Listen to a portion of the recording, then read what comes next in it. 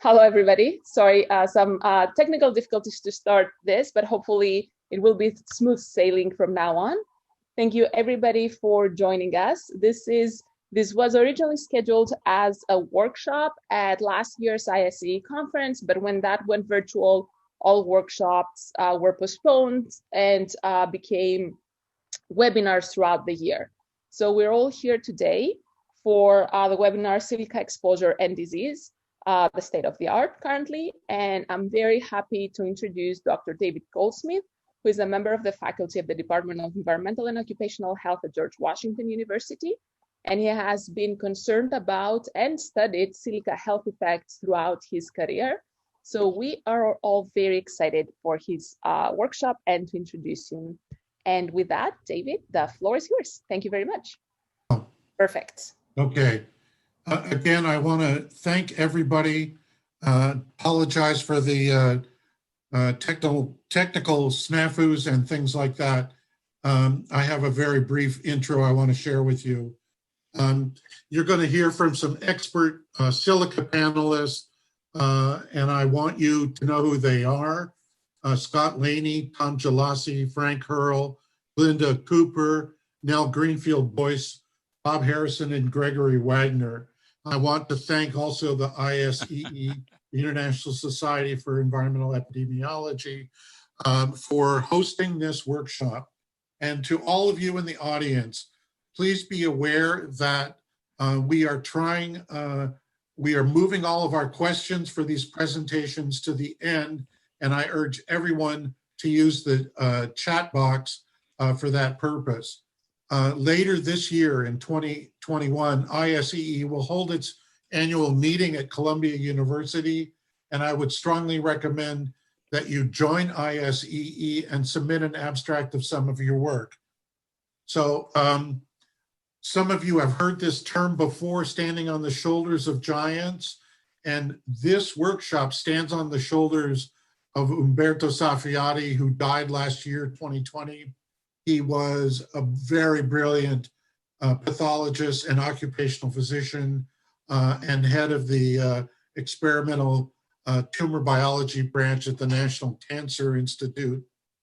And in fact, in my opinion, he knows and knew more about silica, biological silica effects than any person that I had the privilege of working with. So let me now turn over our presentation. And I believe our first expert is Scott.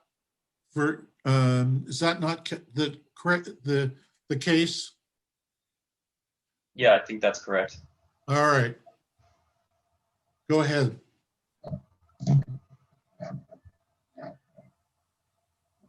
Okay. Scott Laney. Good morning, everybody. I appreciate the opportunity to present. I think my slides are coming up here.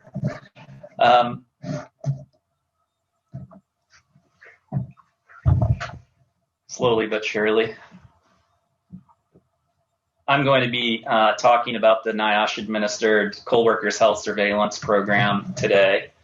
And the primary purpose of the NIOSH Coal Workers Health Surveillance Program is the early detection and prevention of coal workers' pneumoconiosis, to provide health information to miners, and to conduct health surveillance over time. Now, as many of you are probably aware, the prevalence of CWP declined sharply following implementation of the 1969 Coal Act, and by the late 1990s, the prevalence among all tenure groups dropped to below 5%. But around the year 2000, there was a reversal, especially among longer tenured coal miners. And so black lung, poof, gone around the year 2000, and now over 5% of long tenured working coal miners have black lung. Now, this represents all underground, actively working coal miners everywhere except Kentucky, Virginia, and West Virginia. For those guys, it's a different story. Here's the data in the same format, but restricted to miners from Kentucky, Virginia, and West Virginia. And the pattern is more or less the same, with the sharp overall decline from 1970 through the late 90s, and then this rebound. Currently, CWP in the region, we estimate to be over 20% in actively working long-tenured coal miners. And here's that side-by-side comparison, and this is presented in the American Journal of Public Health. Now, looking at the trend for progressive massive fibrosis, this reversal is even more apparent. This is long-tenured coal miners in central Appalachia, where just less than 20 years ago, the disease was nearly eradicated. And since that time, there's been a steady increase. And the prevalence in PMF in long-tenured Appalachian miners is currently the highest that we've seen since we've been tracking it. And this is leading to an increasing number of lung transplantations for this condition. As you can see in this figure, which shows the frequency of lung transplantation for all work-related lung diseases, this upward trend has continued. Among the 230 lung transplants from 1991 to 2018 shown here, 79 of these were for coal workers' pneumoconiosis and 78 were for silicosis. The average survival post-transplant is about 6.6 years for CWP and 7.8 years for silicosis. Well, a line of research that we've been pursuing now for over a decade has been to understand why black lung has gotten worse, and we think that a major player is crystalline silica. One of the things we're able to do in the Coal Workers Health Surveillance Program is to look at opacity, shape, and size. These are recorded for all radiographic classifications using the ILO system. Now, our opacities, and those are the rounded opacities exceeding 3 millimeters in size, have been associated with silicosis lung pathology. And we've reported an increasing proportion of underground miners in central Appalachia with these R-type opacities documented on their radiographs. I believe this paper was from around 2009. And we've since updated that 10 years later with more recent data and continue to see this increasing trend. What we can see here is that the increase in this type of lung abnormalities in miners in central Appalachia have really increased over time, while in the rest of the United States have remained relatively flat. So these data are based on X-rays. They aren't based on lung pathology. The amount of lung pathology that we've done in recent years has really declined over the decades. But more recently, we have begun to look at path again. This study is not conducted by us, but by some of our colleagues and collaborators. They focused on coal miners with rapidly progressive disease. On the left here is an explanted lung from a coal miner that underwent bilateral lung transplantation, and you can see that the upper lobe is entirely replaced by PMF. If we move to the second panel, on the right is a low magnification view of a section from this lung panel on the left. On the left is a portion of the PMF lesion, and on the right is an area with simple CWP, and both have classic silicotic lesions. The authors noted features of accelerated silicosis and mixed dust pneumoconiosis implicating respirable silica and silicate minerals as playing an important role in disease progression in the miners in this study. This is some previous work that we've done on surface miners as an update. It's a case series of a larger study that we conducted following up on some of that previous work. And I'll just walk through a couple of the cases from this study. Miner 7 in that study had an X-ray at the age of 27, which did not have evidence of pneumoconiosis. He was actually deceased at the time of our follow-up, and his widow agreed to participate in the interview. And she described that he would come home very dusty, especially in the earlier years of his career. He was diagnosed with lung cancer following the NIOSH X-ray, and he was a lifelong smoker. We were able to follow up and obtain some of Miner 7's medical records and pathological samples when he had a biopsy associated with his oncology workup. An evaluation of the miner's medical records, the pathology samples, and the X-rays confirmed that he had pneumoconiosis. The PMF lesion was biopsied and is the image that you see here. The biopsy shows interstitial accumulation of macrophages containing a mixture of dust associated with some fibrosis. The mixture on the right, or the slide on the right, is an image using polarized light microscopy, where silica and silicates refract the polarized light and show up brighter than the surrounding lung tissue and other materials. So we went ahead and conducted mineralogic analysis of the mineral deposits in the lung using scanning electron microscopy and energy dispersive spectroscopy. And this three-part image shows a low magnification image in the top left, with the box showing the area more highly magnified there in the right. The yellow crosshair indicates the particle, which is individually analyzed to yield the EDS spectrum below. The three main types of particles found were silica, aluminum silicates, and titanium. Miner 9 from this same series took these photos, and the ones on the bottom were taken a few years ago at a surface coal mine where the miner was a drill operator. And CWP and even PMF can occur among surface coal miners with no history of underground work. Dust sampling at surface mines has been identified as being excessive during drilling and blasting, particularly in recent years.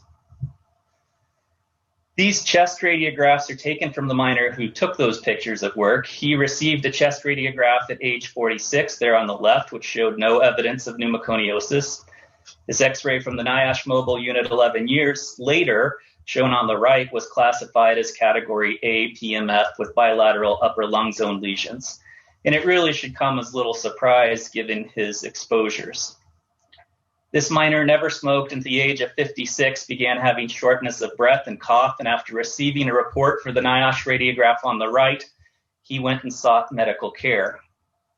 His lung function was significantly reduced, exhibited a restrictive pattern, and his physician advised him to leave mining early, and shortly thereafter, he reluctantly retired. In a 2016 MMWR, we reported on 60 cases of PMF identified in a single rural Appalachian clinic during a 20-month period, and these were not included in our health surveillance system. The majority of these workers were face workers, and slope mining emerged as a potential high-risk exposure among these cases. The exposures that these guys were describing to us was that they were using continuous mining machines to cut slopes to get to the coal seams, which involved cutting through solid sandstone for weeks on end just so they could begin mining coal. In a follow-up case series we conducted in 2018, we interviewed miners with PMF and found that nearly all in our sample had cut substantial amounts of rock while mining. And in that case series, here are some of the themes that we heard pretty consistently. It's a little seam here, a little seam here, and a lot of rock in the middle. That's just all that's left. It cuts your lungs all to hell. Wasn't no getting around it. All the good seams were gone because there were hardly no solid seams of coal left, and there was more rock in the coal. Sorry, but we've got a very, very tight time schedule, so you need to wrap up, please. Stories are recounted in the NIOSH produced videos, The Faces of Black Lung, and I'd encourage you to watch those. That is my time, so I appreciate being a part of this panel and look forward to the conversations that follow. Thanks. Thank you very much. Our next speaker is Tom, is that not correct? I apologize. I don't seem to have my list in front of me. I can go. I think it's Frank. Oh, I'm sorry. Frank, you go first. And then Okay. Tom, you follow, right? Yes. Correct. All right.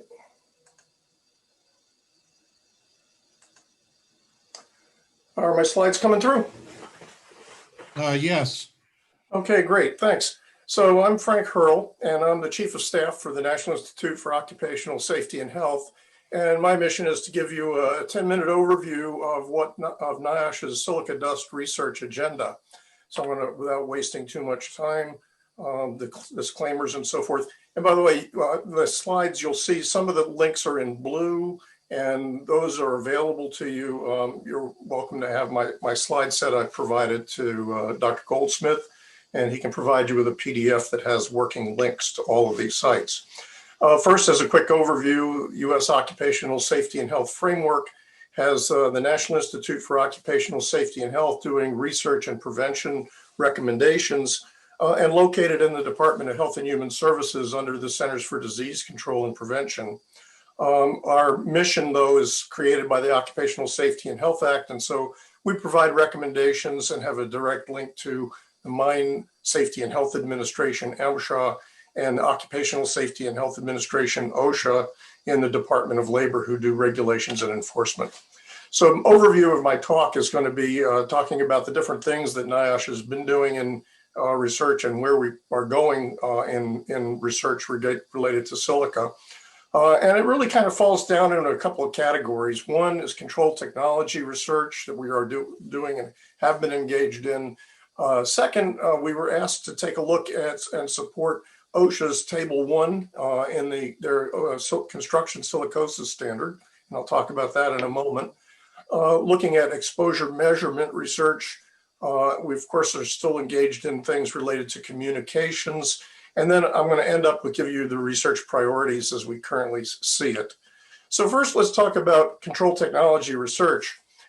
We've been doing research on a variety of different things, and I know Dr. Harrison is going to talk to you a little bit later about the stone countertop work that have produced some silicosis, and there's a couple links here that identifies the MMWR article and so forth where this was listed. But NIOSH identified two promising engineering control solutions for workers exposed to silica who are working with stone countertops that involves effective wetting and exposure control ventilation. So we've conducted studies to validate and optimize the control solutions, both laboratory and field studies. And the two links also provided here, you can take a look later at the NPR interview that was conducted and the Stone magazine article from December 2020 actually includes some videos. You can look at the operation and the controls. So I urge you to check that out afterwards. Essentially, the stone countertop effective wetting study was a matter of looking at a couple of techniques for reducing dust using water spray. One, we found that effective or ineffective was an on-tool system where water is supplied to the tool cutting head and sprayed through the center of the rotating grinder. As you can see here, the water is spraying ineffectively on the floor and not to where the cutting action is taking place. Whereas with the sheet water wetting, it was proved to be effective and actually reduced the exposure concentrations. Of course, engineering control studies went on looking at stone countertop dust control booths, a standard technique, obviously local exhaust ventilation used in engineering controls for many different things, including this retractable mobile booth and water wall extractor. Again, the link below will give you details about those studies, but I think the key finding was that the booths are relatively effective, particularly when the cutting direction and the direction that that's coming off the cutting machine is in the direction of the airflow within the hood. There, they were able to get 70% reduction of dust. Shooting the other way, not so much. And we also took a look at possible new tuck pointing tools other than angle grinders. And the objective there was to look and see if the tools could be worked or modified to reduce exposures below the OSHA permissible exposure limit. The studies were done in a collaborative partnership mode with the International Union of Bricklayers and Allied Craft Workers and the Center for Construction Research and Training, CPWR, and the tool manufacturers. There were two promising tools that were looked at. One was a powered chisel and another powered saw. Here's a photograph from the reports. Reports are linked at the bottom. The powered chisel with local exhaust ventilation did a good job of reducing the exposures to below exposure limits. The powered saw with the reciprocating blades, they tried in this study to put a 3D printed optimized on-tool hood, but in fact, it didn't provide any better protection than the one that was provided by the manufacturer when work was stopped on that. So it needs some additional research perhaps to figure out ways to deal with this. Tuckpointing is a process where they remove old mortar from between the bricks so that new mortar can be put in and restore the a brick wall. Now, construction support for OSHA's Table 1. Table 1 is a technique that OSHA used in its silica standard that it published for construction industry, whereby if a construction site was using the engineering controls that are listed in Table 1, it's made the assumption that that provided effective control for the dust exposure. So OSHA reached out to NIOSH in 2019 to evaluate exposures from the Silica Standard Table 1. We carried out 3 investigations from July 2019, December 2019, and January 2020 for the 3 processes shown here. We actually had surveys scheduled into April of 2020, but those were rated by the pandemic when we had to stop all of our field work. But they're still on our plate to get back to once the pandemic comes under control. Dowell drilling with wet water, with water controls. We were doing these as health hazard evaluations, which is a program NIOSH runs to respond to requests from employers and employees. And so we were essentially sort of stimulating these to look at these various processors. In the case of the Dowell drilling with water controls, the Dowell drilling person they drill sideways into the pavement. It's mounted on the front end of this backhoe, and water reservoir provided in the back bucket. The employee doing the drilling was actually protected by wearing a powered air purifying respirator and did not have exposure. Other folks who were on the work site, though, did and were in excess of exposure limits. Drywall sanding, we did a study of drywall sanding. In one case, they were using a high efficiency particulate air vacuum. That actually reduced the dust exposures to the workers. When they were doing hand sanding, the exposures were higher. But there was a concern with a HEPA vacuum in that when they were going to dump the vacuum, they would be banging on the filter to get the dust off in terms of cleaning the filter, and that resulted in some exposures that way. But there were very low levels of silica exposures in those situations. And another look at an operation under Table 1 was a micro trenching with vacuum controls. In this case, a large saw was connected to a vacuum truck with a HEPA filter, and no respirable crystalline silica was detected on this operation. And here you can see the vacuum truck is located behind where the saw is located, and the saw cowling is attached to the vacuum truck by a hose to exhaust away the dust exposures. Taking a switch from looking at control technologies, we are also very interested in looking at exposure measurement research. We, through our mining program, have been looking at a program to look at the helmet cam video, which actually you can put virtually any kind of sensor attached with the helmet cam and connect it with the Evade software so that you combine a direct reading measurement of the exposure to what's going on, what can be seen off the helmet cam. We need for you to finish up, please. Sorry. Okay, will do. So we're doing research on that. We have issued dust control awarenesses and solution documents. As you can see here, you can check those out. And research priorities, we have a number of extramural grants. I highlight here that a number of these grants are actually for real-time quantification of dust. So future research needs development of wearable real-time sensor to go along with helmet cam or otherwise.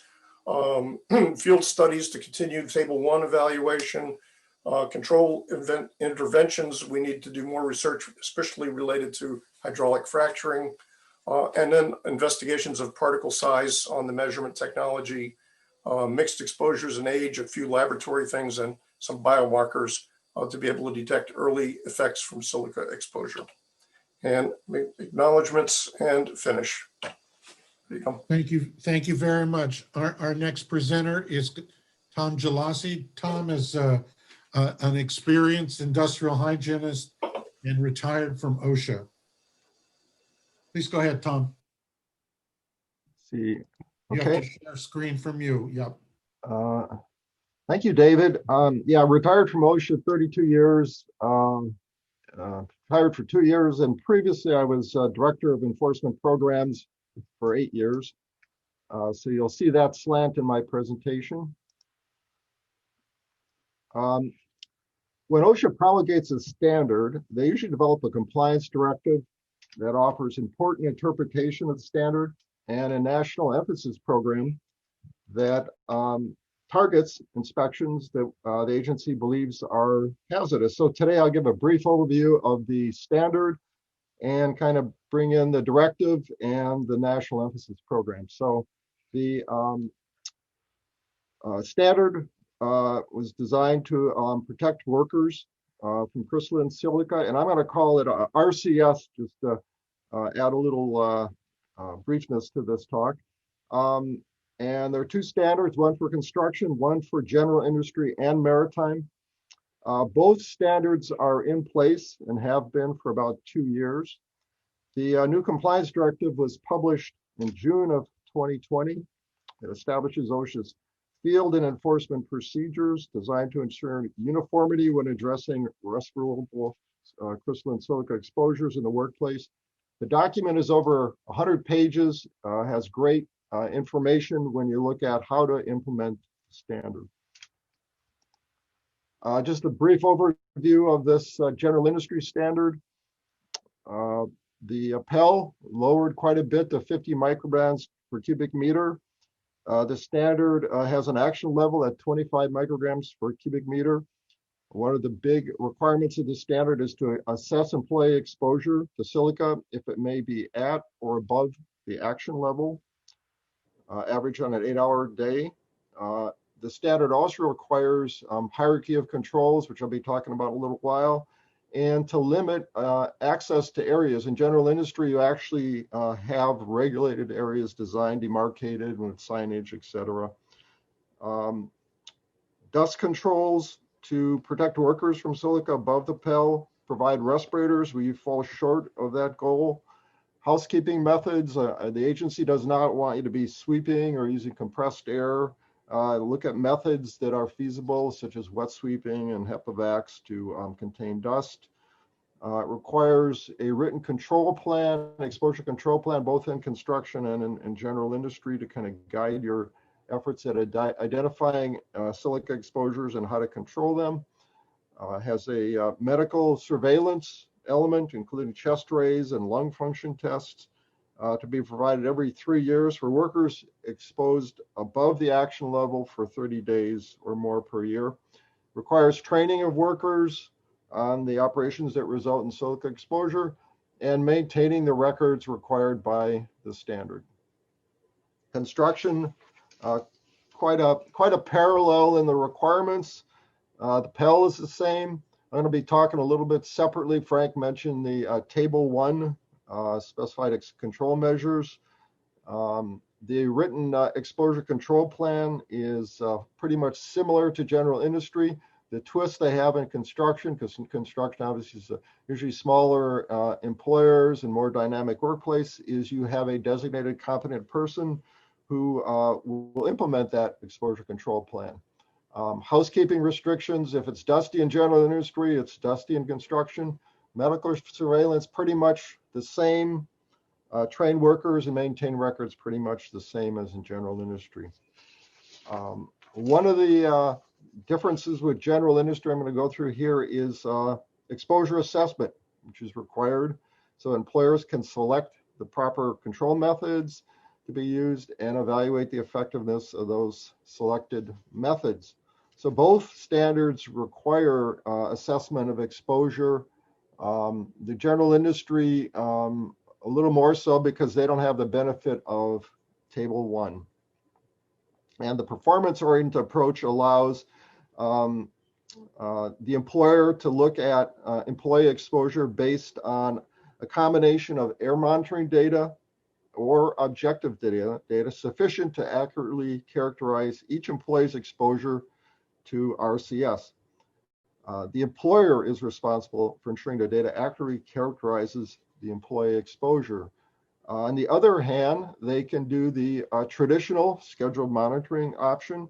This option requires that employers perform initial monitoring and then some periodic monitoring based upon the levels they identify.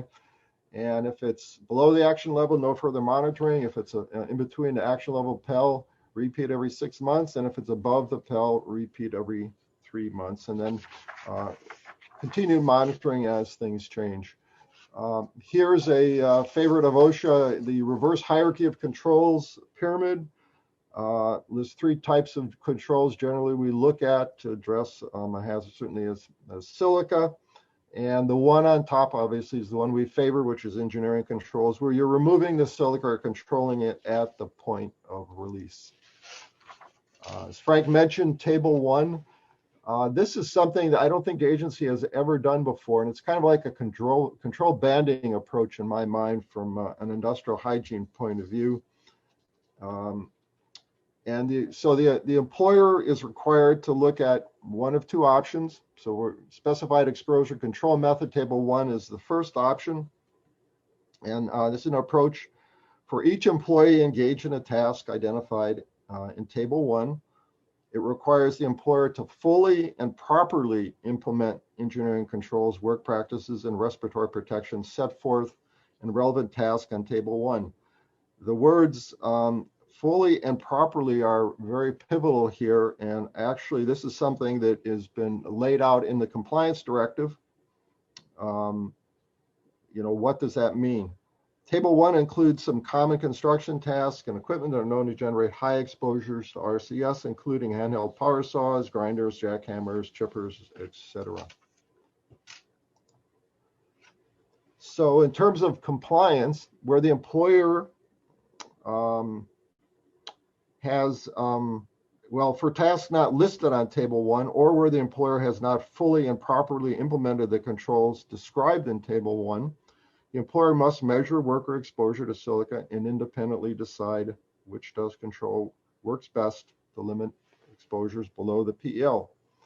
So the mere presence of specific controls is not sufficient to constitute fully and properly in implementing these controls. In order to be in compliance, employers must ensure that the controls are present, they are implemented, and maintained generally in accordance with the employer's or with manufacturer's recommended procedures.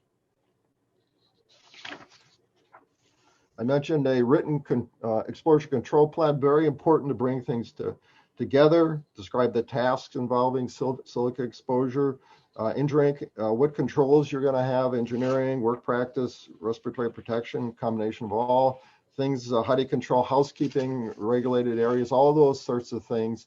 As I said, in construction, you actually have a competent worker designated with the authority to implement it. In general industry, it's a little bit more looser. Medical surveillance. Employers must offer you a medical exam if you will be exposed to silica at or above the action level, which is 25 micrograms per cubic meter, for 30 or more days per year. That's the general industry threshold. In construction, it's 30 or more days per year wearing a respirator.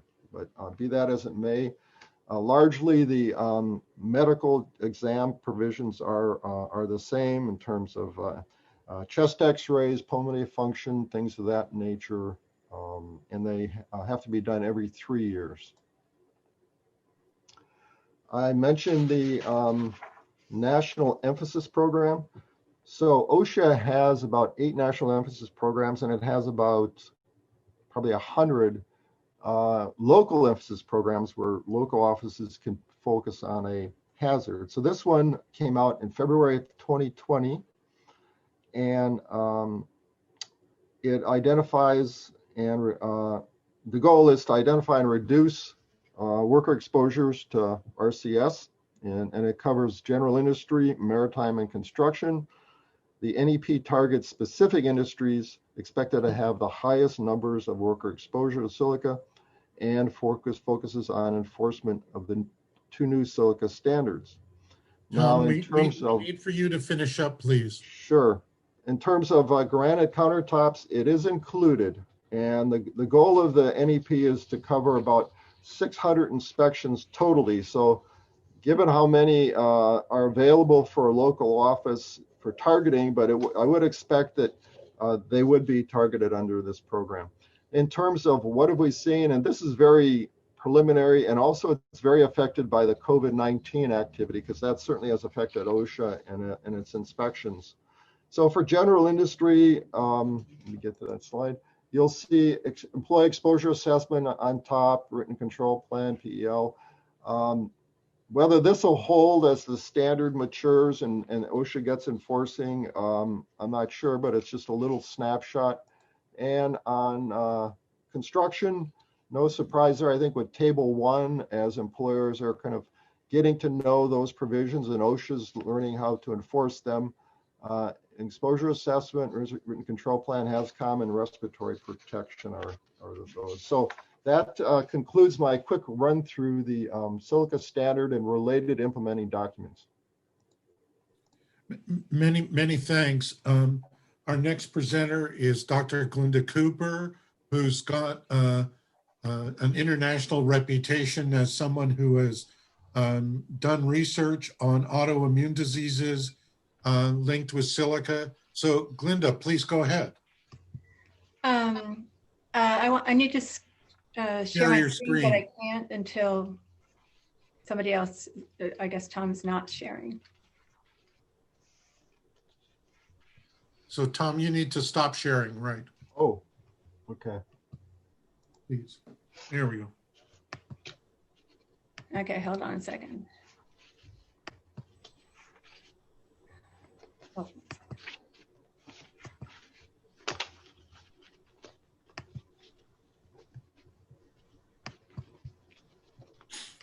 There we go. Good. Okay. Thanks, David. I'm going to be talking about silica exposure and autoimmune disease risk. And in addition to the disclosures and disclaimers shown here, I do want to specifically acknowledge the contribution of Christine Parks, who really developed and led the silica and lupus research, and Fred Miller, who's the chief of the environmental autoimmunity group at NIEHS. When I think about the systemic autoimmune diseases in this context, I'm really right now going to be focusing on 3 of the diseases: rheumatoid arthritis, lupus or systemic lupus erythematosus, SLE, and scleroderma, which is also called systemic sclerosis. And what these diseases have in common is that they all involve multiple organs or systems, and they are characterized by tissue damage that's induced by autoantibodies and by a sustained inflammatory response. Rheumatoid arthritis is the most common of these diseases. It's present in about 1% of the population. The other diseases the prevalence differs by a couple orders of magnitude compared with rheumatoid arthritis. You can see that all of these diseases do have a female predominance, but it's most strongly seen in lupus and scleroderma, in which more than 90% of patients are female. So the research on silica dust and autoimmune disease goes back more than 100 years to the first case series describing what we would now call scleroderma in stonemasons in Scotland. And then in the 1980s, we began to see several cohort studies being published looking at autoimmune disease risk in various types of silica exposed populations, including silicosis patients. You can see a variety of different countries, occupational settings, and designs have been used in these studies. And then around the 1990s, we began to see case controls being conducted looking at this question, case control studies being conducted looking at this question. And these studies have the advantage of more closely representing the patients, fully representing the patients. They certainly have more women in these studies, but they have the challenge, a much greater challenge in terms of accurate exposure assessment. So there are a lot of these studies, and what I'm going to show you is a series of forest plots that have been created by other people, summarizing the different sets of studies in the different diseases. And I do have questions for each of them about Before, you don't have to go through this alone. At Parkview Behavioral Health Institute, we're here to help 24. I don't think that was me, but so I do have questions about the decisions other people have made about what studies to include or exclude, or what result from a given study is used to represent that study. But on the whole, I do think that these summaries that I'm going to show you are accurate summaries of the literature.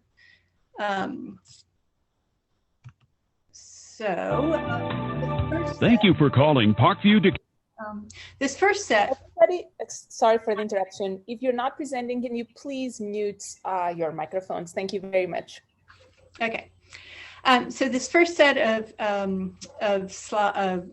summaries concerns rheumatoid arthritis, and the set on the left is the older studies. This is up to about 2000, the year 2000, and the set on the right are the more recent studies since 2000. And you see about a 2 to 3-fold increased risk in both of these sets of studies. And this is in relationship to however exposure is characterized in the studies, which can differ. The second set is for lupus, and you have fewer studies in this area. And again, you have about a 3-fold increased risk of lupus in relationship to silica exposure. And then finally, this last set has to do with the scleroderma, systemic sclerosis studies. And again, you see about a 3-fold increased risk with in the case control studies, and a larger relative risk in the cohort studies. And I would note, you see much wider confidence intervals in this set of studies. And remember, scleroderma is the most rare, the least common of all these studies, so of all these diseases. And so many of these studies are quite small. And in contrast to the earlier sets, the previous sets, you do see several of these point estimates are right around the null value, around 1. And when you look at those studies in more detail, I do think these highlight the difficulties with exposure assessment. Several of those studies used death certificates as the source of occupation data, which is quite insensitive and problematic. So I do want to highlight some other issues with respect to exposure assessment. The 6-sock coding certainly may miss relevant jobs. So one example is a teacher in a community college would not be flagged for potential silica exposure based on industry and occupation coding unless you also knew that that person was teaching classes in ceramics. You really do need information about specific tasks within jobs, and even short-term jobs, like even over a few months, to classify exposure potential. I think especially in a study with women, we need to be thinking beyond the traditional dusty trades. So things like some laboratory and other kinds of technician jobs do involve abrasive grinding and other kinds of tasks that will lead to exposure, silica exposure. I think we also need to pay attention to farming related silica exposure, particularly with mechanized tasks such as from plowing and from harvesting. And I think lastly, if we're being comprehensive, I'd like to encourage us to be paying attention to non-occupational exposure scenarios, for example, with home renovation, demolition work, and even with prolonged ceramic and pottery work that can occur as a hobby. So I've shown what I think is a fairly large and relatively consistent set of epidemiology studies. And I'll note that the studies with the more comprehensive exposure assessments have shown exposure response gradients.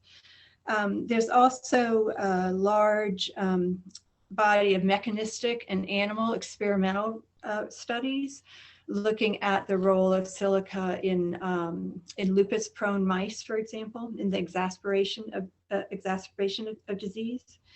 And so one of the important points from this work, the mechanistic work, is that the mechanisms involved with silica, the destruction of macrophages, the stimulation of the pro-inflammatory cytokines, the development of fibrosis, these may also be relevant for other kinds of respirable exposures, including asbestos, where there's now more work being done in relationship to asbestos exposure and autoimmune disease.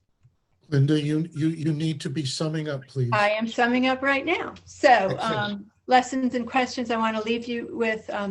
When we think about silica dust and autoimmune disease, we're not talking about a single disease. We're talking about several diseases that are related in terms of the mechanisms.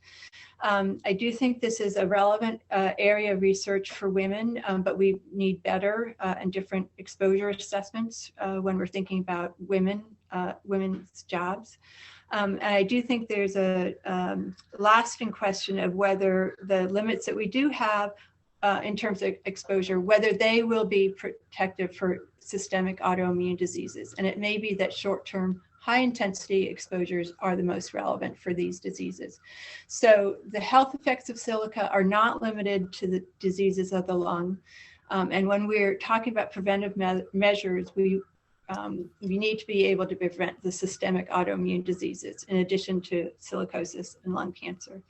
The quality of exposure assessment really matters when you're looking at a set of studies and what we can learn from the studies. And I do think that there's lessons here that are relevant for other respiratory exposures. That's it.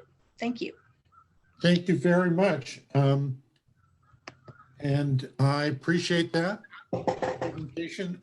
Our next speaker is my very close friend and colleague, T. Gadati. I think, T, you are next.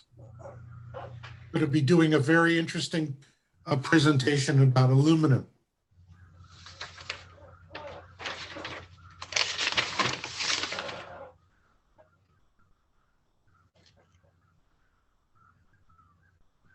There we go. Start from the beginning, T, on the slideshow. I am.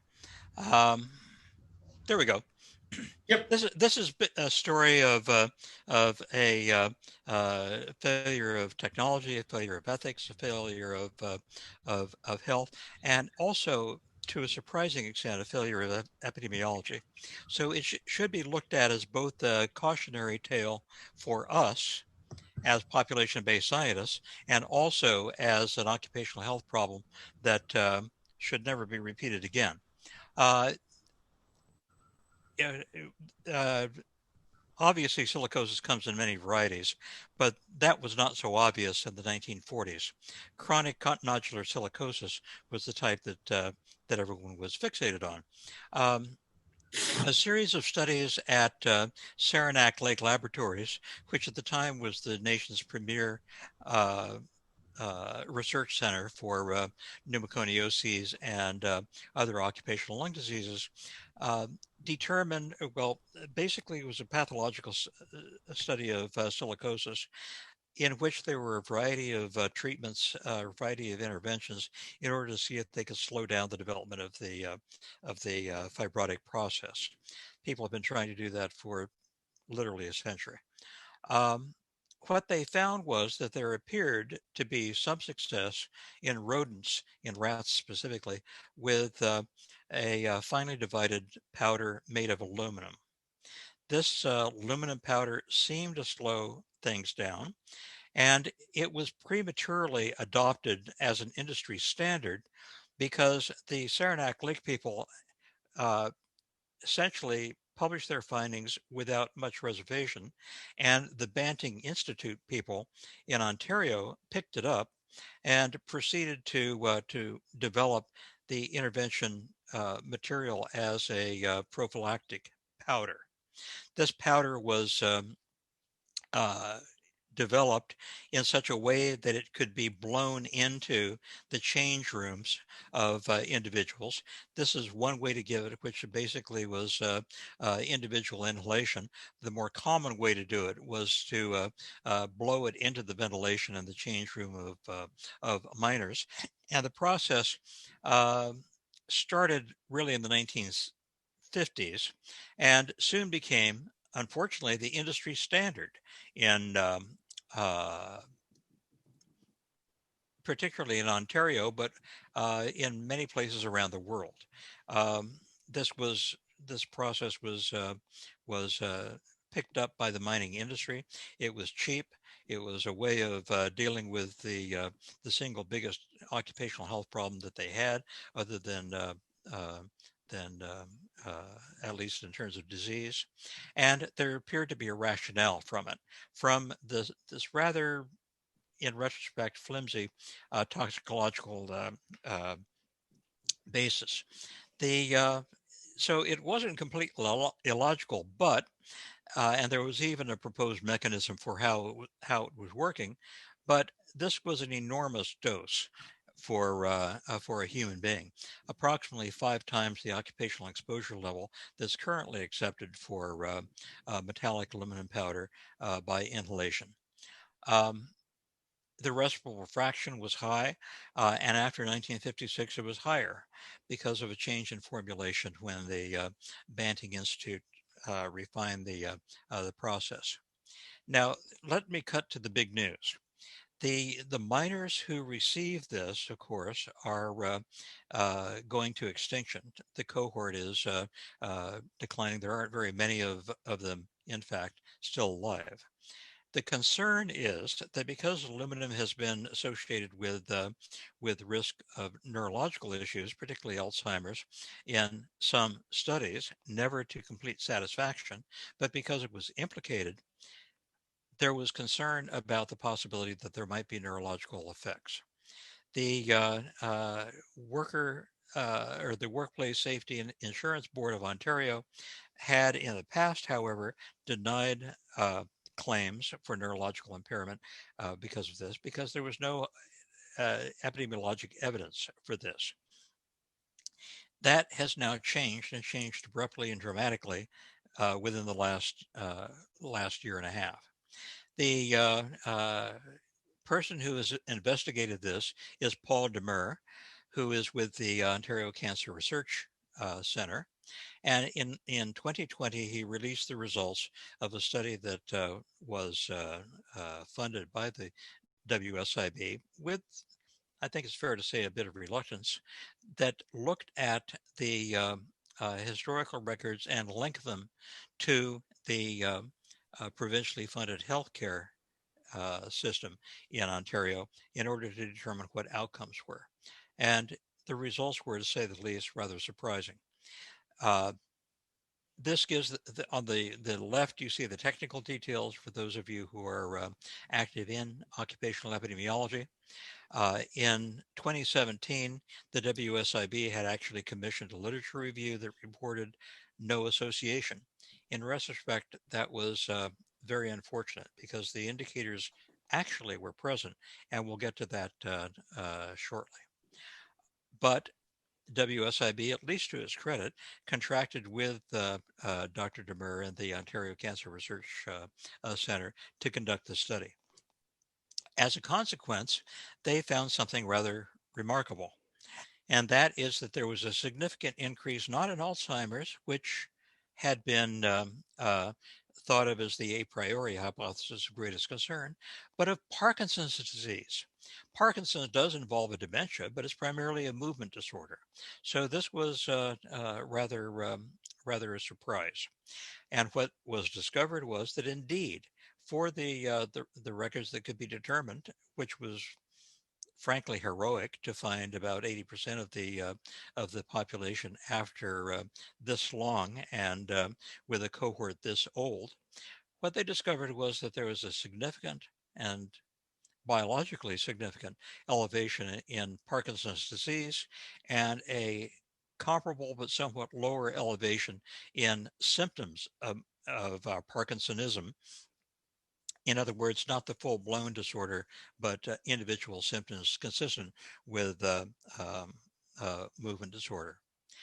In addition, minors as a whole had an increase compared to the population of Ontario in general, but the big difference was between minors who had received McIntyre powder and those who had not.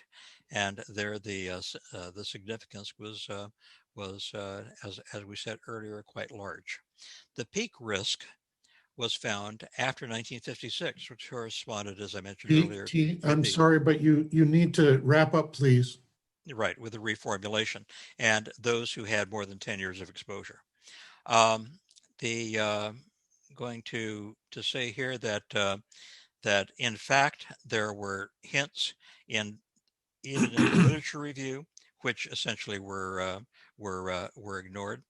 I'm going to skip over this and to simply say that part of the problem is that in what can only be described as a sense of hubris, the community that was looking at this issue was fixated on Alzheimer's disease and not on other neurological outcomes, which turned out, in fact, to be significantly elevated.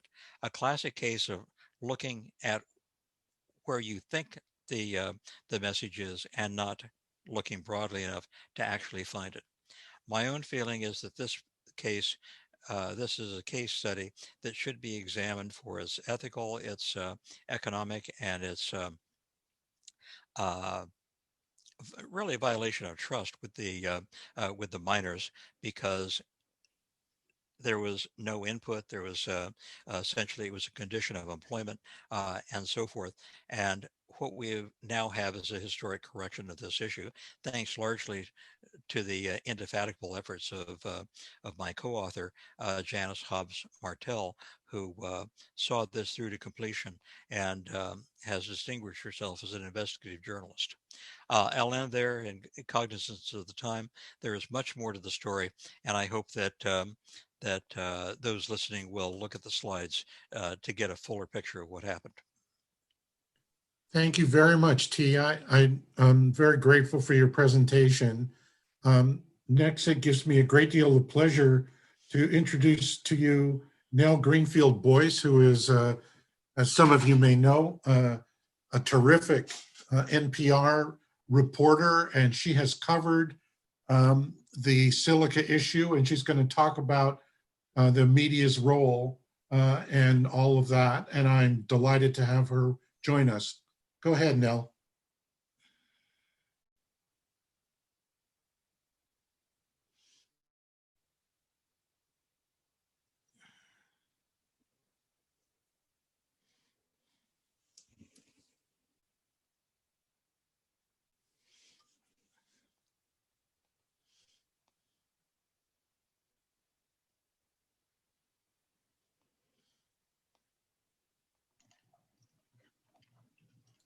I think everybody's on mute. Yeah, thanks for whoever helped me out unmuting myself. It's pretty typical that the radio reporter would be struggling with the microphone settings. Thank you so much for having me. This is a real honor, and I'm going to set myself a 7-minute timer here and try to whiz through this. 7 minutes is an eternity in radio. So as has been mentioned before, I work for National Public Radio. National Public Radio has done over the years quite a bit of reporting on the risks of silica. My colleague Howard Burkus has reported extensively on silica in mining, as well with other colleagues. I've reported on silica in fracking and also the new silica exposure regulations. And what I wanted to talk about today was some reporting I did on silicosis in the countertop industry as a kind of case study for how reporters may approach this stuff that's differently from how you all do. So let's see, can I get this next slide? Ah, yeah, thank you. this was a report I read because I look at the MMWR just routinely, and I was looking at this when it came out, and I was like, wait, what is this even saying exactly? Engineered stone workers, what is this? And you know, research reports are written in a certain style. They're intended for a certain audience. And as I was reading this, I realized, oh, this is about countertops. This is people making their kitchen countertops, you know? And as a reporter, this is something that just immediately struck me as something that would interest the general public, because we all, most of us, have kitchens, and we all gather with our loved ones around our countertops. And some people spend a lot of time thinking about countertops. And so this immediately struck me as something important, not just because of the public health risk, but because it would be of great interest to people, that it would be fairly easy to establish a link to people's lives, which is something that as a reporter, I feel I have to do.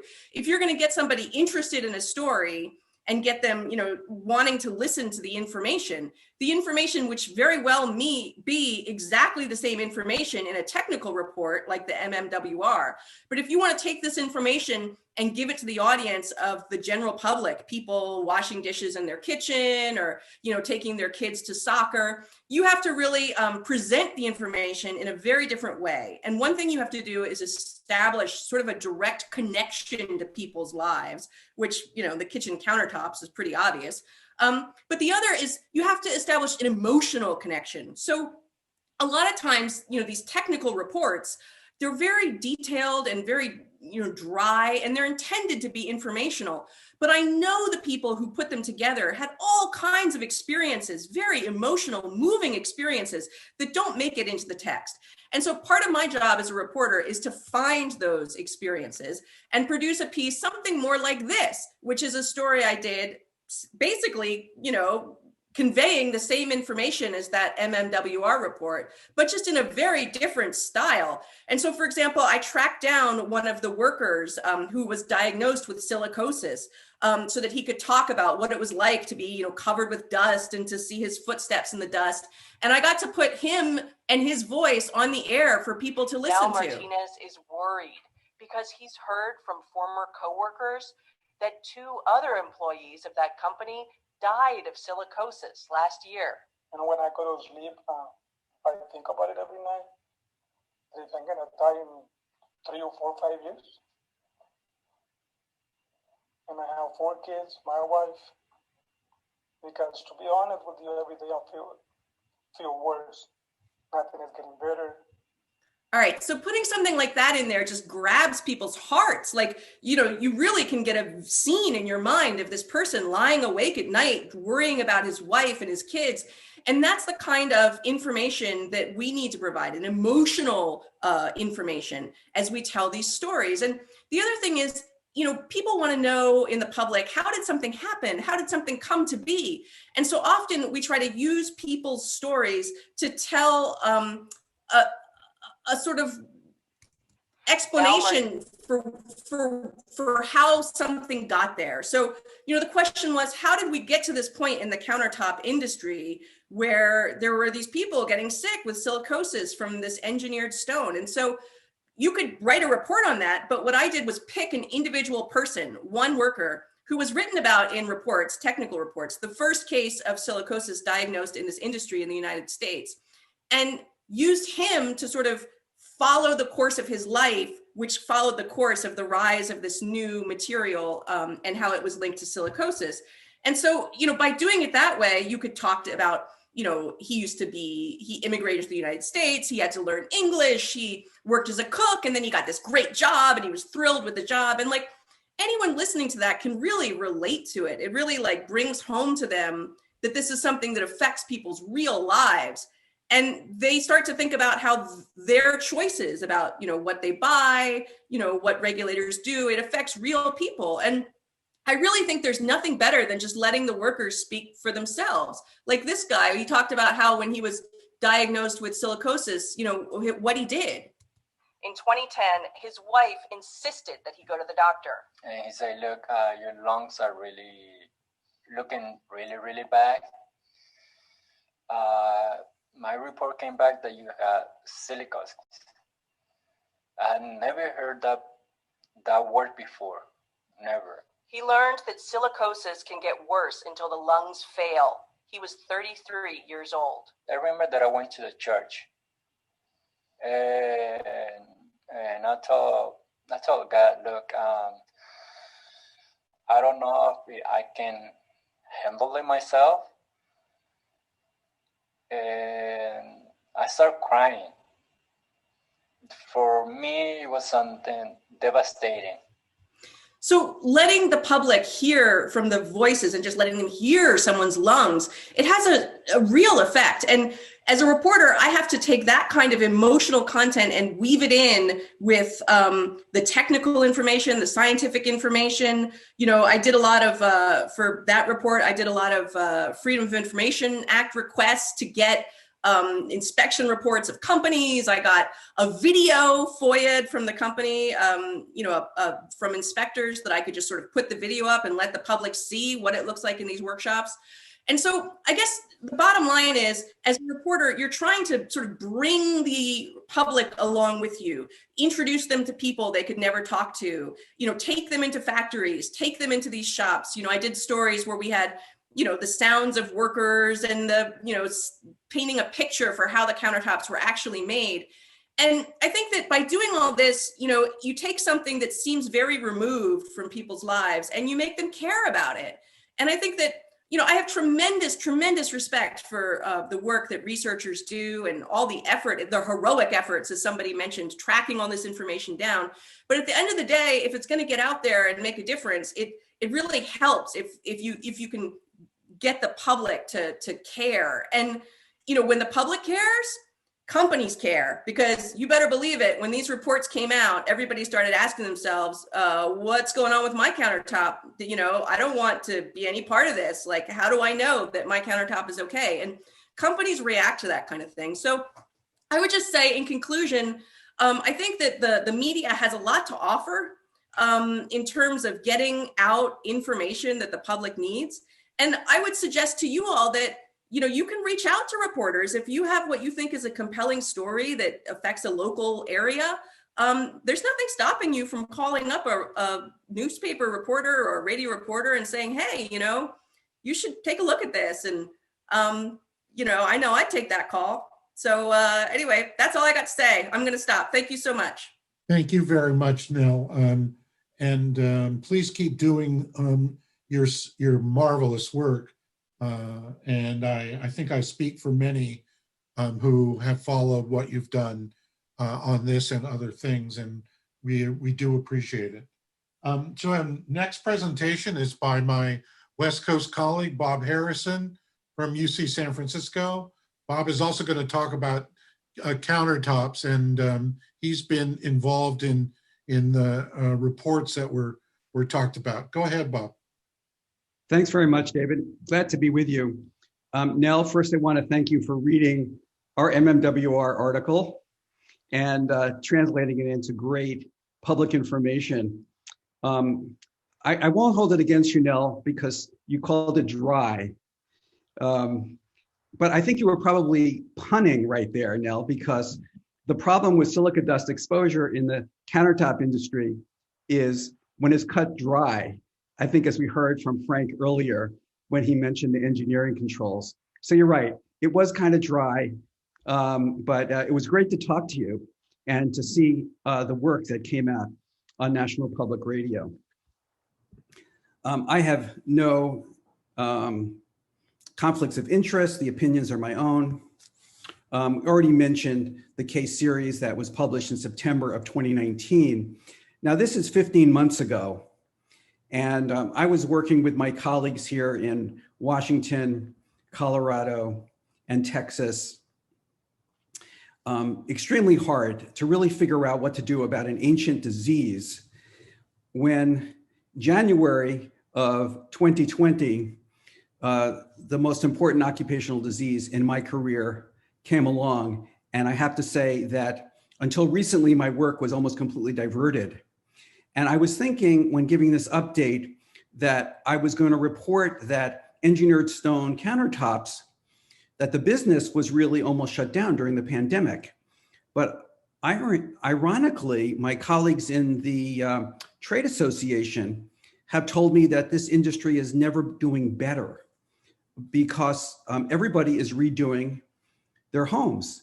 Very difficult to find a contractor, and they can't find enough workers in this industry. So I'm afraid that in the last year, the silica dust exposures have probably continued in this industry. I hope that in some companies, the silica exposures have been reduced, but based on the experience to September of 2019, I still think we have to tackle one of the most ancient occupational diseases when we can really get a handle on the most recent occupational disease, COVID. My attention was drawn to this in 2012 when this paper was published by Israeli colleagues, including my colleague here at UCSF, Paul Blanc, and it reported 25 cases of severe silicosis in artificial stone workers. And you can see that the very first case that they saw in Israel was in 1997. And the last case was in 2010. So this is now a decade ago, but really dates back to 1997. What's interesting is that Caesarstone licensed the technology to make artificial stone from the Breton company, which was established in the mid-1980s by Marcello Tomcelli, who was an Italian engineer who developed this new miraculous product that has 93% silica content mixed with an epoxy resin binder, placed in a mold. It's called vibrocompression, and it's heated and then cured and becomes a really great surface that has really dominated the market for kitchen countertops globally ever since.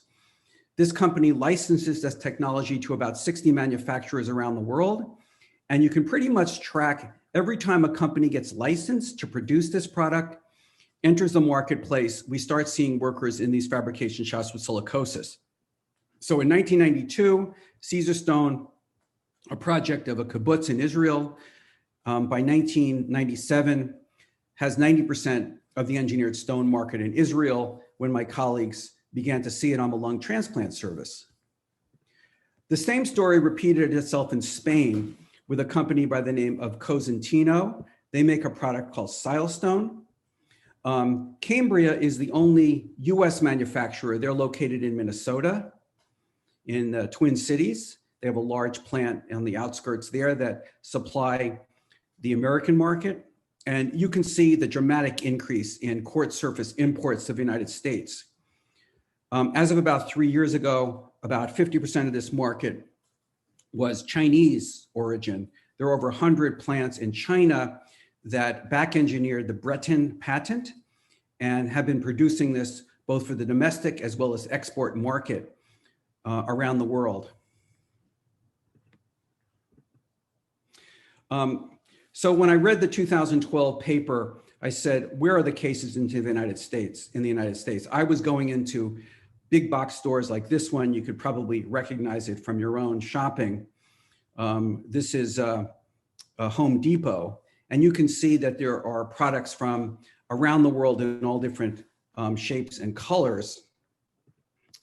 It wasn't until a NIOSH blog post that I authored with colleagues from NIOSH, and I want to thank Frank from NIOSH and the folks who write their science blogs. When we wrote a NIOSH science blog, my colleague Gary Friedman from Texas wrote into the blog and say he has a case. Now this is the case actually that you just mentioned. We had the audio clip from. This is the guy who had progressive serious silicosis. This was a Cosentino domestic fabrication shop in Texas where he had been working for about 10 years. In California, we found our first index case in early 2019 from a hospital discharge data. This guy had been hospitalized. He had been employed at a stone fabrication shop. Beginning in 2004, he had immigrated with his brother from Guatemala, began working in a shop in LA, later in the San Francisco Bay Area. In 2013, he was diagnosed with silicosis by a pulmonary physician in the Bay Area. Although I've spent my career teaching students and physicians if you see a case, a sentinel case, report a case to your local health department or to the state. He remained unreported in 2013 with his initial diagnosis. It was only by 2018, his case had become so progressive, he was sent over for lung transplant evaluation. By that time, he was too far gone, too progressive, was ineligible for a lung transplant, and died of accelerated silicosis. In the investigation of his case, I talked to the family member and discovered that his brother worked in the same shop and had died of stone in his lungs. And through extensive sleuthing, uncovered the pathology report from a local county coroner, sent it over to our lung pathologist at UCSF, and found the classic pulmonary PMF. His lungs were just chock full of stone, as his surviving brother had called it. Both of these brothers are buried in a small cemetery in Guatemala, in their hometown, by the way. I had the opportunity to meet with their father, who had lost both his sons to the same disease. We're now up to, as of February of 2020, 16 cases in California, all of whom were reported either by word of mouth or by hospital discharge record, requiring extensive personal investigation. In late fall of 2019, we estimated that there were over 90,000 workers in the United States employed in this industry in about 8,700 establishments. And if we were to use the 12% prevalence rate that we found in our case series, which is mirrored, by the way, in the Australian publications, we're talking over 10,000 workers in the United States with silicosis. And our 18 cases that we published are clearly just a tip of the iceberg. This is not drawn to scale. It would be a dot up here at the tip of that iceberg or that pyramid. So I'm glad to say that as a result of our joint work across our 4 states, California OSHA initiated a special emphasis program in our state. We identified over 200 of the most severely affected or possibly affected shops. Over 100 inspections were made by my colleagues, industrial hygienists at Cal OSHA. We have about 60 shops that have air samples. We're in the process of analyzing those, but I can tell you for surely that these shops are still dusty.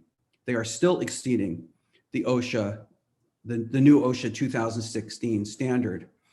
And among all the workers that were interviewed in these shops, no workers had undergone a medical examination pursuant to the Cal OSHA and the federal OSHA standard. We need for you to wrap up, please. Thanks, David. We are engaged in international collaborations to form a case registry of silicosis in these trades, and are looking at the use of low-dose CT and diffusing capacity as a more sensitive measure of lung disease. I think very important studies coming out of Australia, finding that there's probably only about a 50% sensitivity of a normal chest X-ray, which is what is required under the OSHA standard. I think we probably should be doing more routine low-dose CT scans. Of course, it's a problem with cost. It's about $300 a scan. With that, I'll end. Thank you. Thank you very much. Hang on a quick second.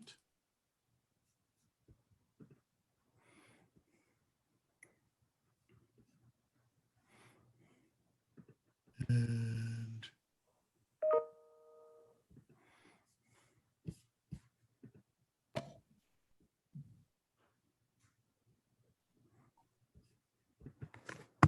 can you all see this?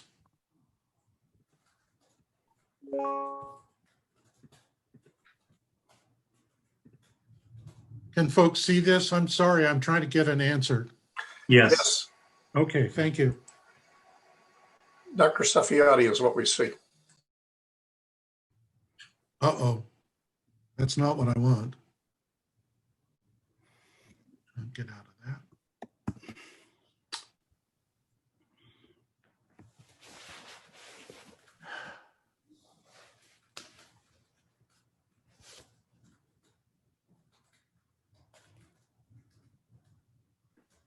Sorry, guys.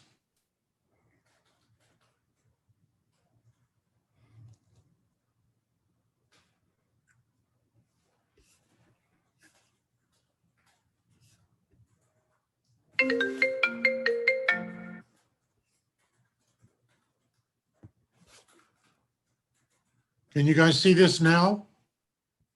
No, hang on a second.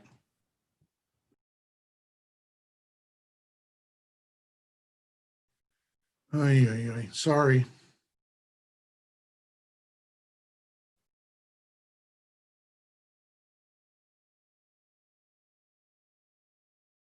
Can you guys see this now? I need a verbal note. No, No. we can't. Sorry. No, sir. Oh,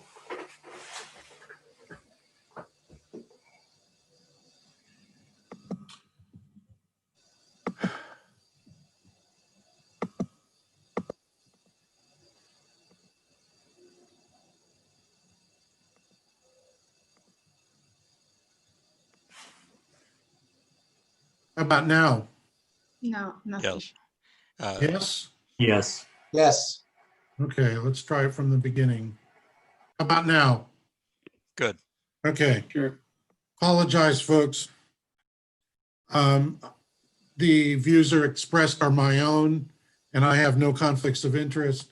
I want to briefly describe some epidemiology data for subsequent risk for people who have either coworkers pneumoconiosis or silicosis.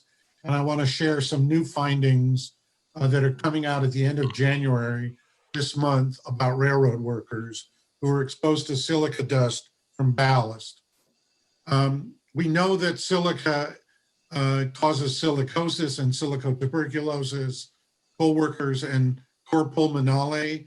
We have an estimate of 300 deaths per year, but we feel also that this is a significantly underestimated in the US.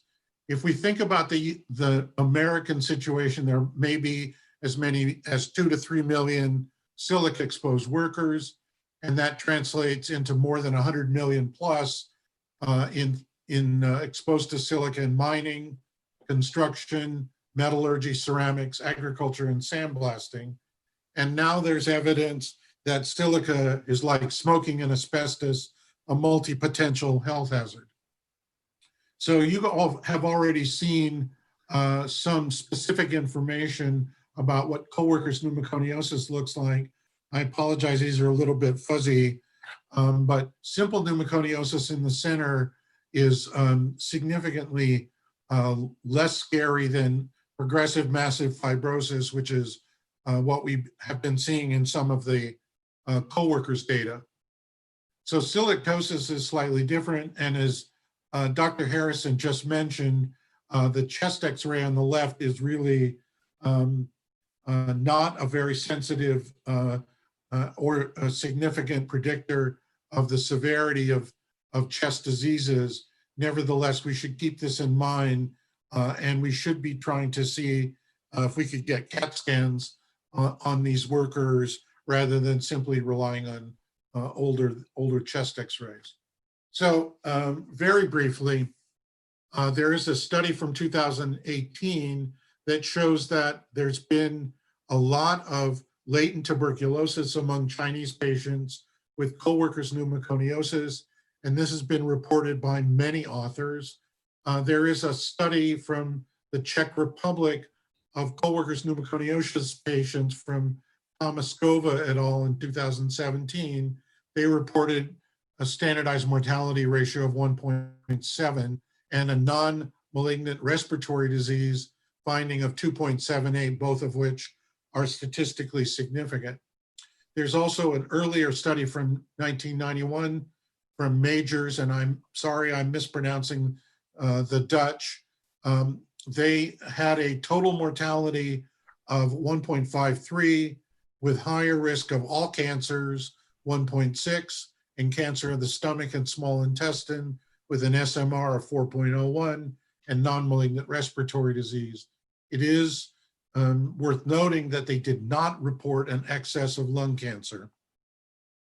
So here is some older data that we presented from data from California, where we looked at, these are non-co-workers pneumoconiosis claimants in the California workers' compensation system for silicosis. And the follow-up study gave us a very high risk of, with a 56.4 SMR for tuberculosis, reduced risk for heart disease, an increased risk for non-malignant respiratory disease and emphysema, and of course a non-mortality for silicosis and other non-malignant respiratory disease of 6.8. When you looked at the cancer causes of death, that gave again, this is for silicosis, 1.22, a 1.24 risk for digestive organs, 2.08 for large intestine. Respiratory system has an SMR of 2.0, and lung cancer 1.9. The other studies of silicosis patients, this was followed up by an excess of lung cancer seen early on by Finkelstein in Canada and Westerholm in Sweden. And there have been several meta-analyses showing an approximate doubling of lung cancer risk for workers who have silicosis. And there is some epidemiology risk for elevated risk for skin, lymphatic, and kidney cancers. There's also been kidney disease found with silica dust exposure and with workers who follow up of workers with silicosis. So I want to now turn our attention to the railroad workers that we were talking about. Again, my apologies, this is a little bit blurry, but these are workers who are involved in ballast, putting the gravel onto the track. This produces a very, very dusty environment that the maintenance of way workers are dealing with. And this is one picture. You can see these two workers are working right there next to this, in the middle of this dust cloud. Here's one that's got a bit more of a different frame with the ballast track equipment putting up a dust cloud, and the workers are behind taking care of the ballast and smoothing it out and so on. But they're very exposed when the ballast is being put down. So very briefly, I want to share with you some new data coming out. We did show for an SMR, the SMR study is for those less than age 65. PMR is for all ages. We did find some consistency for nephritis, for COPD, for diabetes, for all malignant neoplasms. All malignant neoplasms, as you can see, has a risk close to the null value, but in the SMR, it's a 1.8 risk. Lung cancer is elevated more highly for the SMR. Stomach cancer, also the same. Kidney cancer, also showing a higher risk in the SMR. So a quick synthesis of the current evidence. The follow-up studies of workers with co-workers pneumoconiosis and silicosis suggest that they are very high risk for tuberculosis and also subsequent COPD mortality. There is a strong and consistent evidence of silicosis patients having a more than doubling of the risk for pulmonary cancer and also an increased risk for autoimmune disease as well as kidney cancer. In the study of the maintenance of way workers with high silica exposure, they have an increased risk of COPD, of nephritis, diabetes, stomach and kidney cancer. There appears to be stronger risk for lung and all cancers seen in workers aged less than 65 in the SMR analysis. I don't think I failed to mention that this research that I'm talking about is coming out in the British Journal of Occupational Medicine. I've been told at the end of January, but I cannot verify that that is the case. So in conclusion, we know that workers who have CWP and silicosis, this is a serious problem in the US, Australia, Israel, South Africa, China, Spain, and Turkey. We know that these workers are at increased risk for tuberculosis, for other autoimmune diseases and lung cancer, but we really also know that more studies are needed there. We know that workers with silicosis alone are at increased risk for silico-TB, for lung and other cancers, and for autoimmune diseases. We do know that there's an additional need for morbidity and mortality studies of railroad workers focusing on exposure disease linkages. And I might say that in addition to silica, these railroad workers, maintenance of way workers, have other exposures, pesticides, herbicides, solvents, and things like that. So we need to try and understand these as well. We hope that agencies like OSHA and MSHA and NIOSH will provide some leadership to study the health of workers. And as my colleague Frank Hurl said, increase some new technologies to control dust in the workplace. And we need to look in other countries such as South Africa and China, where there are these shared concerns about preventing these illnesses. So I am done, and I apologize if I've used up too much time. And I want to stop my sharing and ask my colleague, Dr. Gregory Wagner from Harvard, to sum up, if you will. Greg, it's all yours.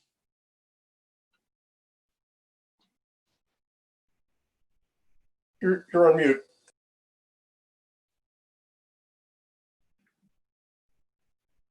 Greg, you need to unmute, please. You need to unmute yourself.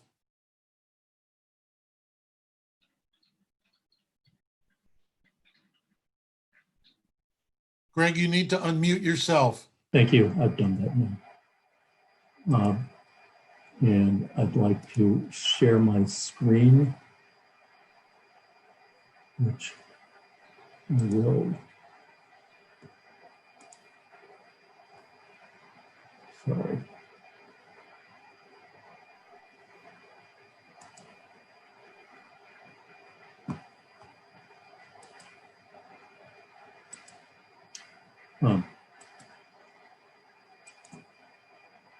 Has my screen been shared? Yes, sir. Great. I apologize for that. At first, I'd like to express my appreciation for David Goldsmith organizing this panel, asking me to try and provide some summary remarks by looking ahead, and also particularly for his constancy of purpose in spending decades trying to both expand our knowledge and bring our attention to the important problems caused by excessive exposure to silica at work. I have no competing interests, and the ideas here are mine. I'll first do a quick look back, look at research opportunities and needs, prevention opportunities and needs, and leave you with a few final thoughts. U.S. attention was drawn to silicosis in the Vermont granite trades, where an outbreak of tuberculosis finally brought community attention to the importance of controlling disease in granite workers who are highly skilled. And it was further drawn to our attention at Gauley Bridge in West Virginia, where an effort to divert water and create a hydroelectric project ended up discovering a scheme of almost pure silica. It turned into an excavation project that resulted in the deaths of hundreds of workers, many still unnamed migrants from the South during the Depression. Francis Perkins, the first US Secretary of Labor, convened an expert panel in order to figure out about what was known and what could be done about that. She concluded, after the panel reported, that we knew what to do.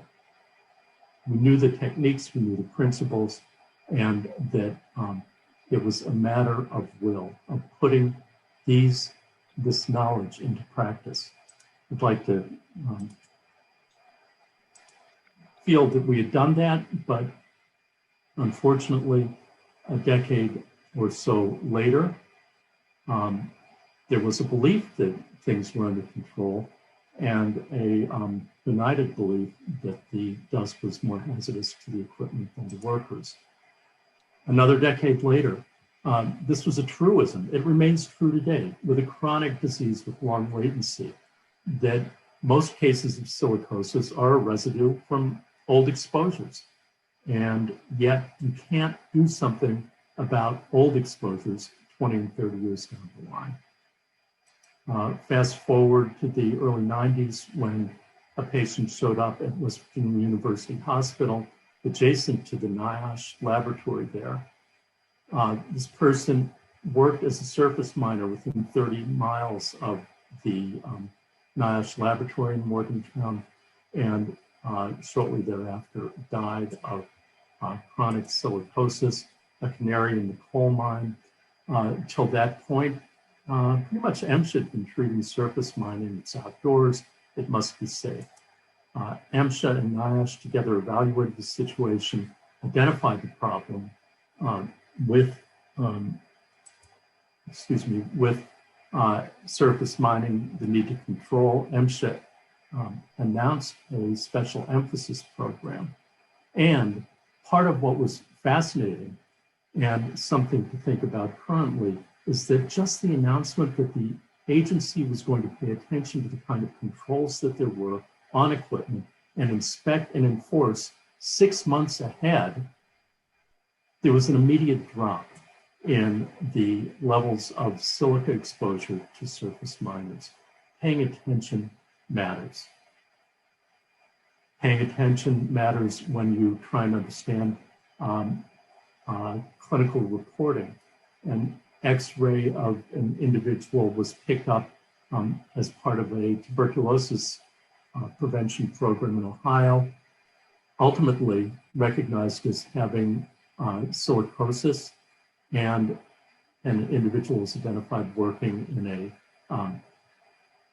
in abrasive blasting in a small foundry.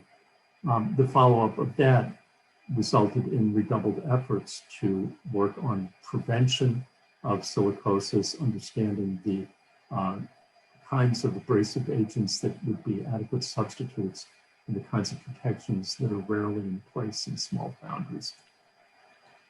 This has been a really rich discussion today. I think that there are a lot of opportunities for improved research, and that I'd like to run through some suggested by the various presentations today and others ignored. Frank mentioned real-time monitoring, and that shows up in the NIOSH list. Improved exposure characterization is critical both for inspection, enforcement, regulation, and also for better epidemiologic investigations. We need to understand substitutes. There are things that you don't need to expose people to. With crystalline silica, it's respirable. We need to understand the substitutes or changing the processes through improved control technologies and use of robotics, etc. We need to know what works and what doesn't, excuse me. I think that T told an interesting story about trying to look at a supposed intervention that had an unintended adverse consequence, both in the short term and the long term. We need to understand both the technical, medical, the range of interventions, what's effective and what's not. We can't just assume that we've got a solution once we've got a regulation or a new technology.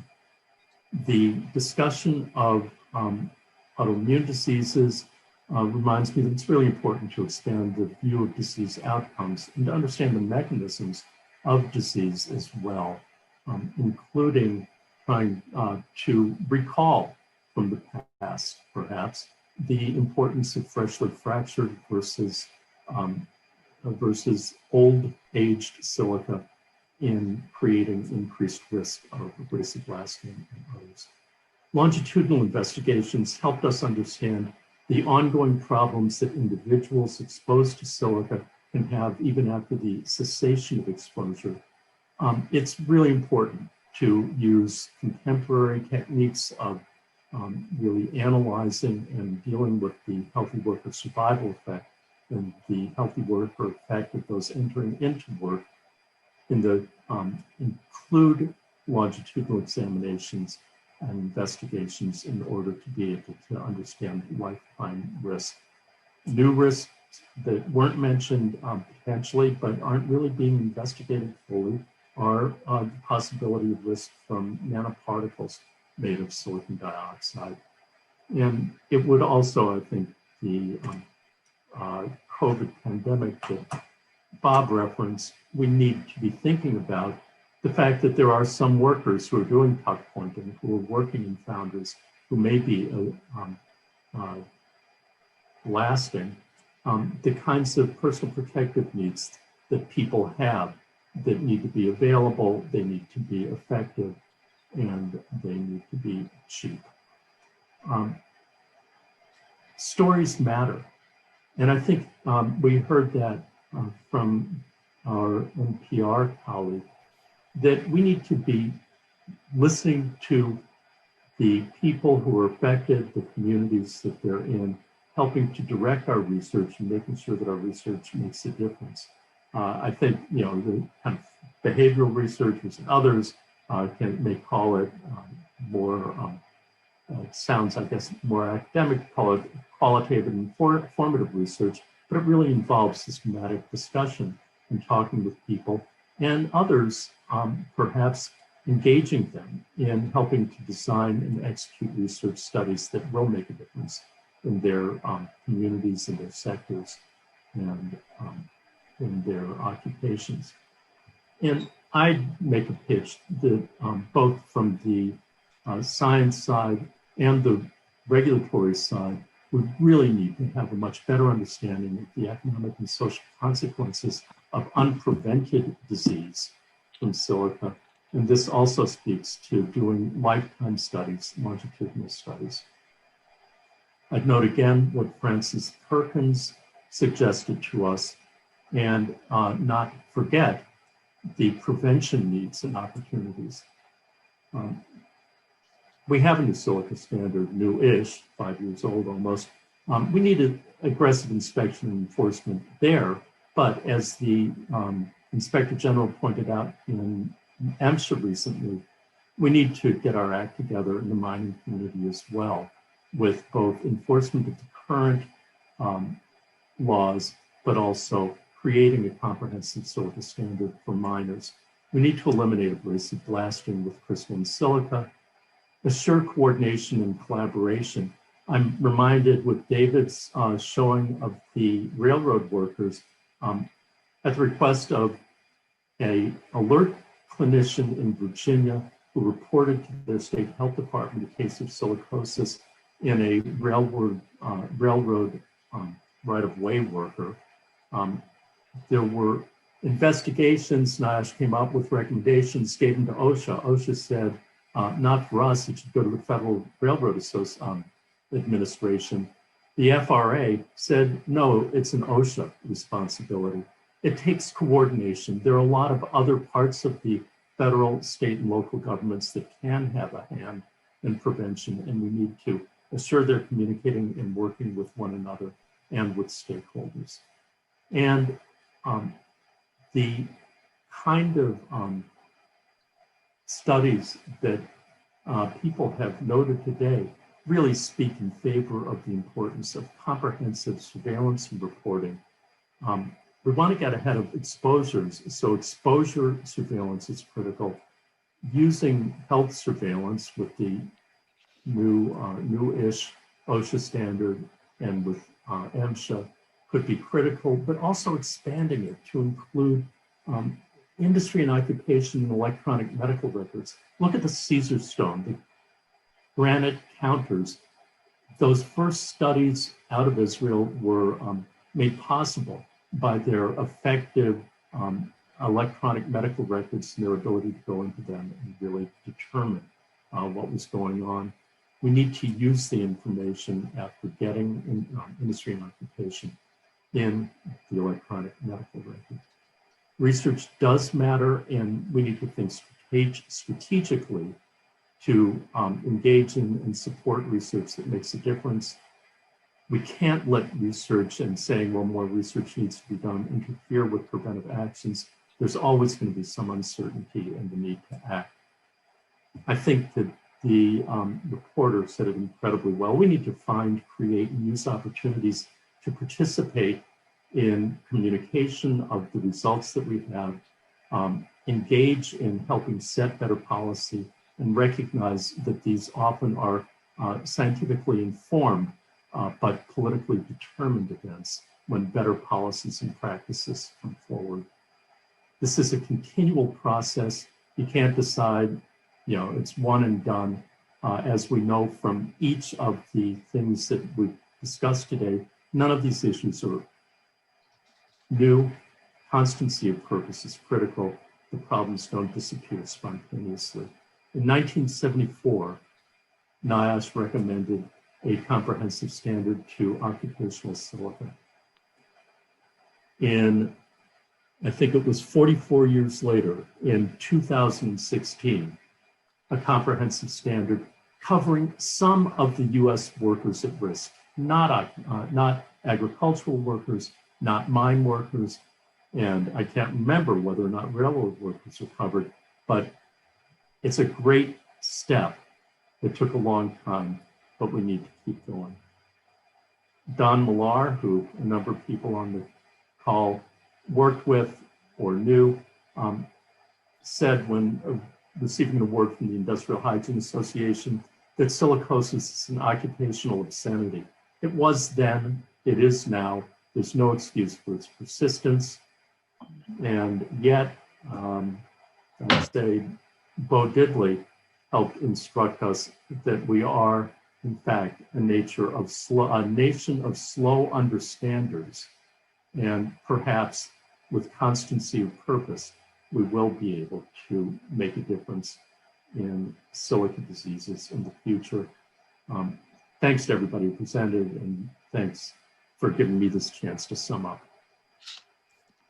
Thank you, everybody. I have from the chat a couple of questions to put back to the group.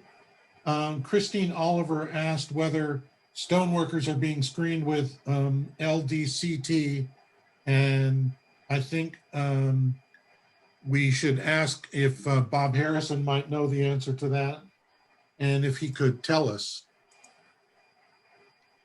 Yeah, thanks, Christine. I answered in the chat as well. We would very much like to do low-dose CT in California. I think the data from Australia is pretty compelling. And from elsewhere, if we were to look at the similar data for asbestosis, for example, and the yield of CT versus chest radiograph, it's not being done in any appreciable way, except for the sporadic case where a worker will get referred to a pulmonologist for a specialty exam. I think we need structure, incentives, and a centralized cost mechanism. In Australia, the Labour and Compensation Agency centrally pays for all necessary pulmonary workup as part of their medical screening program in their stone engineering shops. And so that's paid centrally by the labor agency, and individual shop owners don't have to pay for it out of pocket. In the current OSHA standard, the responsibility for medical surveillance is the employer's, which makes sense under the OSHA Act. But it means that for a basic examination, even complying with the OSHA standard for silica, it ranges between $300 and $400. So if we would add a CT scan on top of that, it's probably a minimum of another $300. And with an expert interpretation for pneumoconiosis, that probably adds another $100. So now we've doubled the cost. A diffusing capacity is probably another $100. We're going to have a serious financial challenge under the Organization of Workers' Compensation and our OSHA regulation. You know, is there any system of classification that is being applied with these low-dose chest CT scans of people who are at risk for pneumoconiosis? I'll let other colleagues on the phone answer that question, Christine. It's my understanding the answer is yes, but it's not yet an ILO, a WHO ILO classification. But are there other folks on the call who might know the answer to that? Greg, do you know, or other folks? What's the Yeah, state? there is an effort to have a systematic classification scheme for CTs, but it's not an official ILO done yet. Okay. I didn't get the answer. Yes or no? A proposed scheme exists, it's in use widely, and it is not a formal ILO system. You can, there are a number of reports of it. And let me just pose that same question to Frank Hurl and well as Scott Laney. Do you guys know, is NIOSH looking at low dose CT scans as a replacement for standard chest x-rays? I don't think so, but I'm going to turn to Scott. He's more the expert on that than me. Been involved with reviewing and providing guidance on the interpretation scheme. I know that there's been some interest with international partners, including reviews at the ILO regarding that issue. With regards to more comprehensive universal screening by low-dose CT, we have not begun that process yet, though we're in some preliminary studies with academic partners. Okay, that's really good to know, actually, as part of the way forward. I do recall that Eva Hinizdu, looking at data from South Africa, said that if you rely on chest x-rays compared to actually autopsy data, you will miss 2 out of 3 true cases of silicosis. And so that gives us some measure of how imprecise reliance on this older technology might be. Let me pose another question. This is from Aaron Tustin. Stoneworkers do they have asthma risks related to the binders that are used in the artificial stone? And perhaps you, Bob, I think you answered that, but let me just see if anyone else knows the answer to that.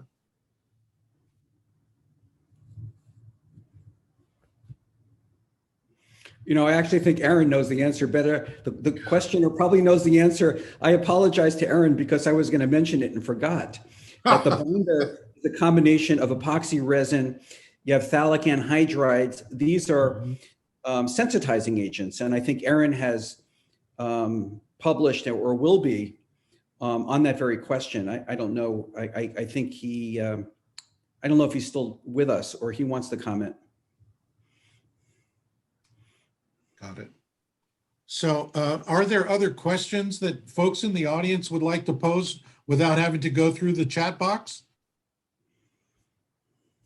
Oh, I see we have a question for Scott Laney. Where can I purchase a copy of the Faces of Black Lung DVD? So you can that through email to me, or you can just go on YouTube. You can Google it. It's on the NIOSH website. It's on YouTube and other social media platforms. So we've made that and disseminated it widely. If you just Google Faces of Black Lung or use whatever web browser you use, you'll find it very easily. I just put it in the chat box. I had a question. I had a question for Scott Laney about minor number 7 and the lung cancer. What do you feel is the interaction between the silica versus the smoking? Additive, synergistic, mostly cigarette? My work's largely coal, and so I understand the relationship between coal and smoking very well. I think there are probably others here who are experts on the interaction between smoking and silicosis and mixed dust pneumoconiosis. So I will not wade into that too far. Just a simple answer is that Dr. Hinizdu studied the exposure to silica dust in smoking and did report, and this is now 2 decades at least, that they were in fact synergistic.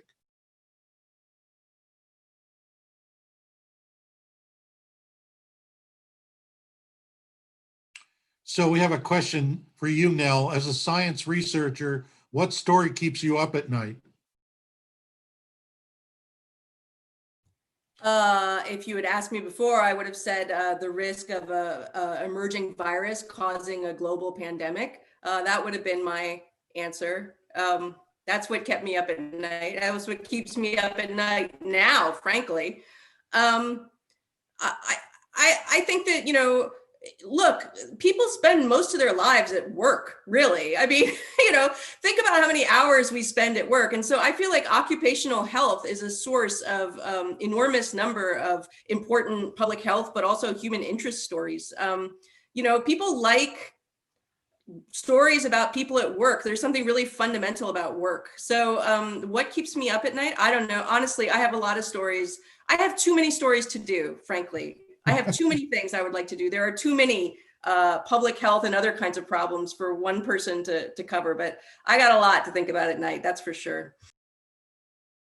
Yeah, and let me just add something else, that for any of you who are on this Zoom call, I have been told that ISEE in 2 or 3 days will post this whole presentation material for the last 2 hours on its ISEE YouTube channel.